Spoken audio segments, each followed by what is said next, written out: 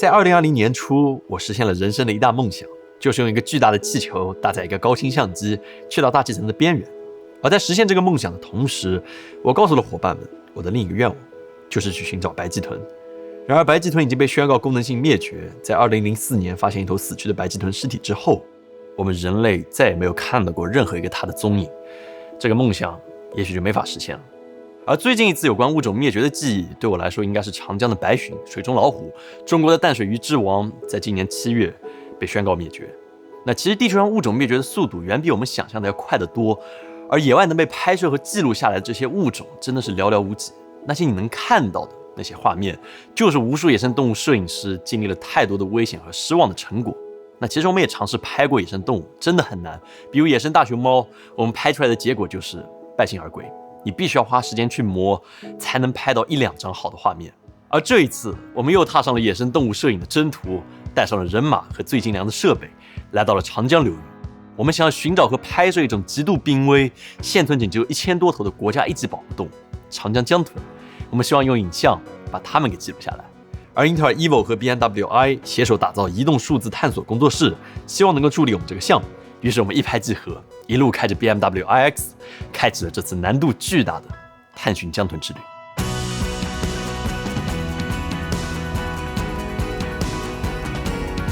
哦，又来了，好大！看见没？船尾。1点钟，去1点钟了。在转站考察了8个城市、6个江豚经常出没的区域之后，我们最终定下安徽省铜陵淡水豚国家级自然保护区作为江豚的拍摄地。那除了保护区，我们没有立刻展开拍摄，而是进行了为期2天的调研观察。那铜陵保护区的11头江豚生活在1.6公里的夹江里面，有人工喂养还有野外放养结合的方式来进行保护。那江豚饲养员每天会对江豚进行4次性的补充喂食，而喂食之前的20分钟就是我们拍摄江豚的最好时机，因为只要一到饭点，那些干饭豚们就会立刻从4面飞奔过来准备干饭。那一激动就常常会连续跃出水面，可以让我们完整的拍到出水还有入水的姿态。但是如何抓住如此短暂的机会拍好它，对我们来说还是一个不小的考验。毕竟别的动物你可以跟踪，但水里面的这个豚真的神出鬼没，所以我们采用了人海战术。那此行拍摄一共有4位摄影师，外加一位有着10年江豚拍摄经验的生态摄影家于慧公老师，和我们一起组成了我们的长江江豚摄影团。而且人手这么一个长枪大炮，搭配上乘2倍的增倍镜，更是能实现48毫米到1200毫米的全焦段覆盖。那只为确保没有任何一头漏网之豚能够逃出我们的画面。那人员设备就位之后，我们就每天起早贪黑，坐上3轮摩托车，开始了江豚的拍摄。日出而作，日落而息，不错过任何一个黄金时刻。脚架一撑，板凳一坐，在这恬静的世外桃源里面，一拍就是一整天，多少有这么一点赛博钓鱼的味道。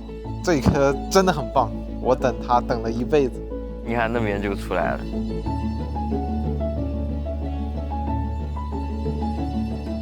不过休闲归休闲，拍不到江豚那才是真的难受。我们远远低估了江豚浮出水面呼吸的随机性，呼吸的频率还有出水的位置都很难预测。你看到了拍不到，拍到了大多数也用不了。于是我们只能够守株待兔，把镜头对准一片江豚经常出没的水域，等待它自己入画。这个什么小法师拍豚，愿者上镜。就这样在摄影机的预录功能的助攻之下，我们才算是拍到了几个为数不多的跳跃镜头。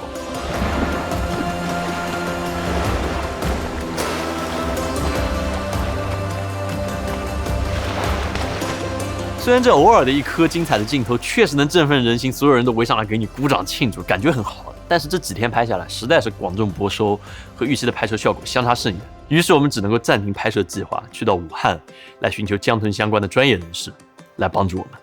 我们来到了武汉的白鳍豚馆，那在这里不仅有好几条人工饲养繁育的江豚，而且有非常专业研究江豚20多年的中科院水生所郝玉江郝老师来给我们讲解。郝老师好。你好。在水生哺乳动物繁殖生物领域颇有建树的郝老师告诉我们，豚馆最早是为保护白鳍豚而建，而白鳍豚灭绝之后，主要用于江豚的饲养还有研究。馆内现在有7头可爱的长江江豚，其中4头是在豚馆之内出生的，而且有2头还是2代江豚。可以说郝老师他们基本掌握了长江江豚的人工饲养还有繁殖规律。从郝老师那边我们也了解到，长江江豚是一种非常胆小还有敏感的水生动物，环境的任何一点变化都有可能对它造成影响。其实它这个分类上叫鼠海豚科，但是从名字上也看出来胆小如鼠。我真有听说它是用哪怕闪电劈到都能把它吓死。我们有一头江豚是在天鹅洲保护区，那次正好是非常极端的一个雷雨天气，这个有半个多小时强雷电。OK，最后剧烈跳跃以后呢，这个后来就不进食了，不吃东西了。所以这种就是应激反应了，是吗？对，强烈的应激反应。不过雷打到我边上，我也会应激反应。说真的，在简单的介绍之后，郝老师带我来到了豚池的水下观察窗，隔着玻璃，我第一次看到了江豚的全貌。实话说，见到这种生物的时候，我受到了巨大的震撼。我能明显的感受到它们的智慧。它主动游了过来，然后探头盯着我看，这是我第一次被水里的动物们这样端详。这是一种天生带着快乐气息的动物，如同小精灵一般。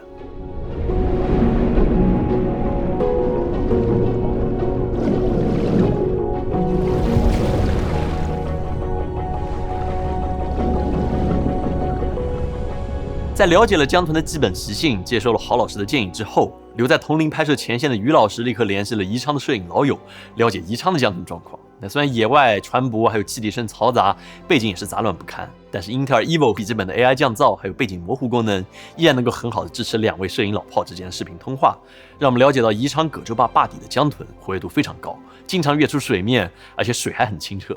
于是我们便一路驱车来到宜昌，虽然一路奔波，但是 BMW iX 的自适应制动能量回收系统还有节电模式，可以说是轻松拿捏这次长途旅程。舒适的座舱、曲面大屏以及特制的无人机平台，也有我们800公里的长途跋涉还有野外看景带来了舒适的体验。初到葛洲坝，山清水秀，碧波荡漾，数十头野生江豚嬉戏于此，这让我们看到了出片的希望。于是我们非常兴奋，立即从上到下，在岸边和观景台上都布置了机位来捕捉不同视角的江豚。我们的摄影师随口吹了一声口哨，想把江豚给呼唤出来。没想到真的一声哨响以后，有江豚会跳出来，而且是一头接着一头的连续起跳。我们竟然因此还收获了几颗还算不错的镜头。我操！3头，哇，这3头，来个人快拿下800定拍一下，快点！我操，这个镜头绝美。那制片乘胜追击，又是这么一通拜拜，没想到居然也是有用的，然后几头江豚又给召唤出来了。那我们几个摄影师伺机而动，立马开始抓拍，都小有收获。但是这玄学吧，都是苦中作乐，你不一会就失效了。那究其原因，是因为当时的风会比较大，而江豚拜风喜欢朝着起风的方向顶风出水，才会持续的跃出水面。所以风平浪静之后，江豚逐渐潜入水底，我们又开始了这个漫长的等待。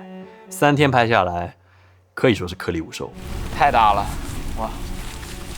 刚才临的焦点都对不上。现在是12点，只看到了1次江豚，那怎么办？那等呗。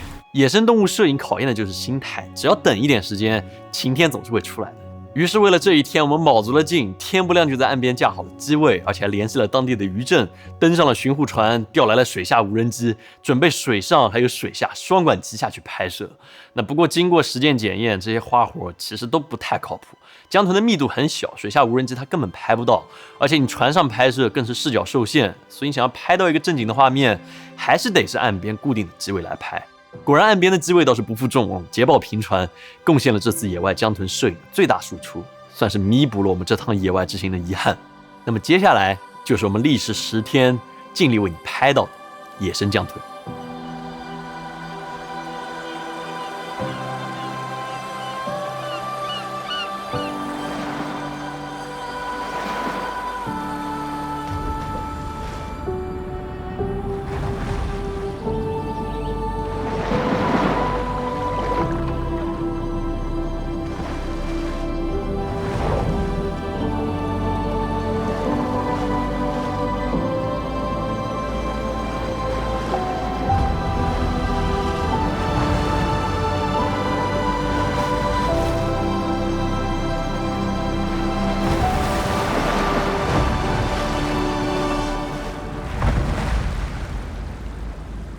不知道看了之后你觉得怎么样？是否有被这些可爱的生灵所打动？虽然画面和我们认知中的动物纪录片，我觉得还是相去甚远，但这是我们在这个拍摄周期里面所能尽到的最大努力了。那不过拍摄也不是目的，保护才是我们想要的出发点。要想让拍摄更具科研价值，还是得得到江豚更加典型还有生动的画面才行。那从野外拍摄回来，我们这次恰好赶上了豚馆，想要对馆里面的江豚展开水下拍摄，进行姿态行为的研究。于是我们便配合他们在水下记录了江豚的各种姿态还有行为。水下拍摄我们可以说是有着丰富的拍摄经验，那像黑水还有珊瑚我们都拍过，也有不少绝美的画面被留了下来。但是对于江豚，我们这次却是越发的小心翼翼。那虽然人工饲养环境下的江豚它活泼好动，也不怕人，但是为了避免这些国家一级保护动物们发生意外，我们在豚池里面进行了为期4天的脱敏测试，观察江豚是否会有应激反应。好在馆里面的江豚都非常给面子，完全无视了我们的存在，自己玩自己的，还经常过来互动和试探，所以脱敏测试倒是非常的顺利。这次我们再次邀请到了著名水下摄影师张帆老师来拍摄，那没错，就是黑水摄影里面那个壮汉啊。那也是一聊才发现，张帆老师经验丰富，他10年前就机缘巧合在这个豚馆开展过首次江豚的水下拍摄。那只不过那时候他用的还是佳能的5D3，所以这次为了能够获得最高质量的水下江豚影像资料，在拍摄设备上，我们选择的是能够拍摄8K 120帧的迅猛龙。而灯光方面，为了不干扰江豚的生活，我们采取了纯自然光来进行拍摄。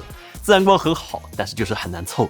我们只在每天早上9点到10点，下午3点到4点这段馆内自然光线最充足的时候来拍摄。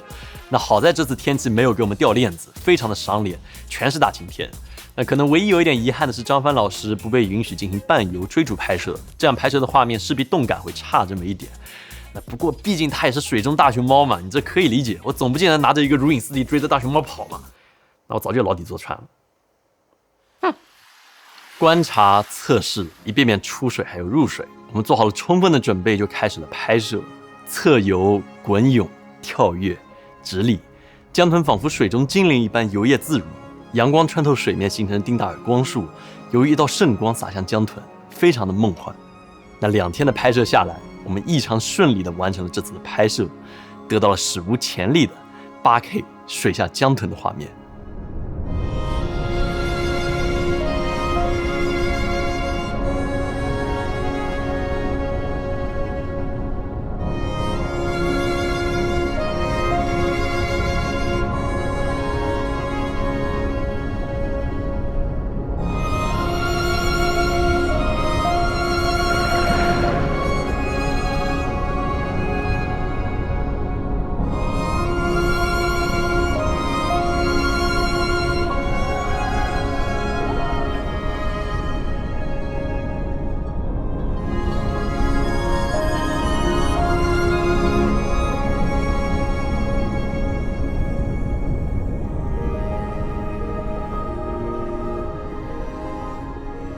纵鹤之余，飘逸灵动，不知道你是否有被这些画面所触动到？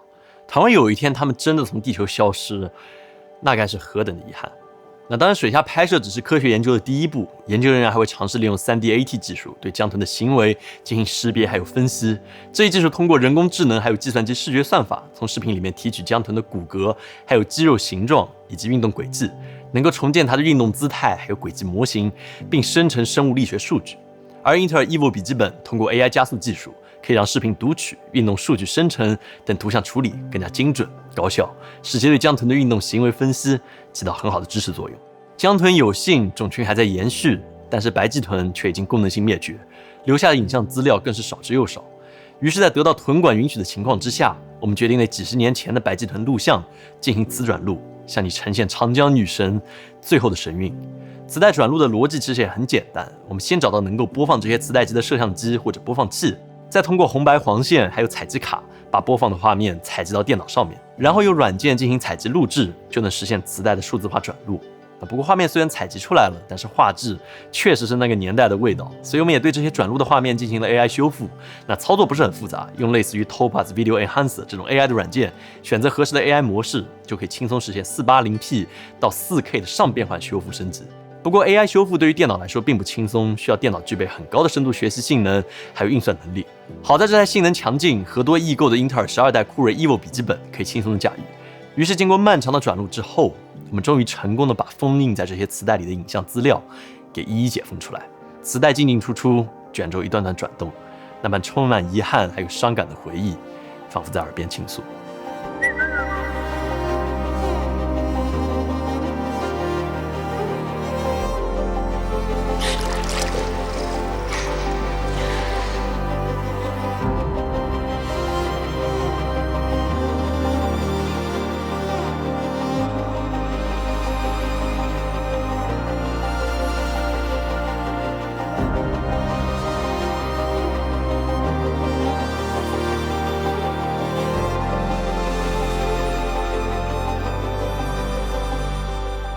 这些画面如今看来并非美感十足，甚至有些粗糙，但它却记录了一个物种最后的影像，珍贵而且动人。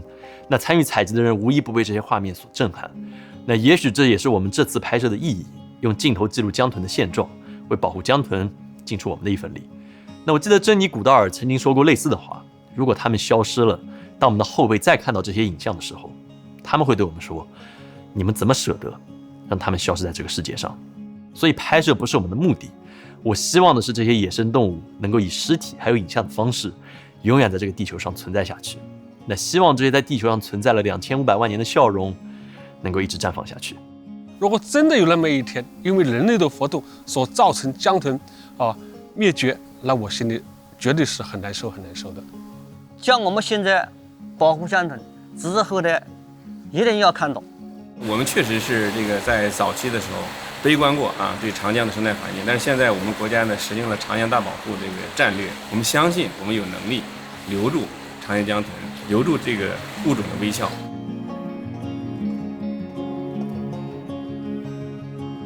长江保护绝非一朝一夕，离不开全社会的努力还有坚持。这次除了纯粹的影像记录，我们还跟随了武汉大学黄先锋教授的团队，来到中国水生生物博物馆，对馆内的生物标本进行了扫描3D 建模，希望能够通过数字化的方式，把这些美丽的生灵给留存下来。那当然，保护也需要像英特尔、宝马这样的科技企业贡献自己的力量。科技的进化帮助生态保护事业更加科学有效的推进。期待英特尔在未来绿色半导体的创新，实现1000倍级的算力提升，并且对地球生态的可持续发展做出贡献。最后再次感谢英特尔和宝马对于本期节目的大力支持。那么以上就是这期节目的全部内容。如果你喜欢的话，也请务必点赞、投币、3连转发，这会对我们非常大的帮助。那么我们下次再见。